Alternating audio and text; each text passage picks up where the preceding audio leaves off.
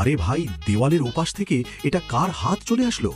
আর হাত দুটো তো সরাসরি আমার নুডলসের প্লেটের দিকে এগিয়ে আসছে। না না, আমার নুডলস আমি কাউকে নিতে দেব না। কিন্তু চোরও তো কম চালাক না, ওপাশ থেকে প্লাস্টিকের হাত দিয়ে আমার নুডলস চুরি করার ফন্দি এঁটেছে। আমি ভাবলাম একে একটু উচিত শিক্ষা দেওয়া দরকার, তাই ওর হাতেই কিছু নুডলস তুলে দিলাম। চোর বাবাজি তো নুডলস পেয়ে মহা খুশি, ওপাশ থেকে গপাগপ খাওয়া শুরু করে দিয়েছে। কিন্তু সে তো আর জানে না এরপরে তার জন্য কি অপেক্ষা করছে। এবার আমি আমার ঘরের কোণ থেকে বের করলাম এক বিশাল রামদা। দেখি এবার কত বড় চোর এসেছে। কিন্তু ওমা, এবার হাত দিয়ে নুডলস না, ওপাশ থেকে একটা আস্ত মাছ বাড়িয়ে দিল। মাছ দেখে তো লোভ সামলাতে পারলাম না, ভাবলাম নুডলসের বদলে মাছ নেওয়া যাক।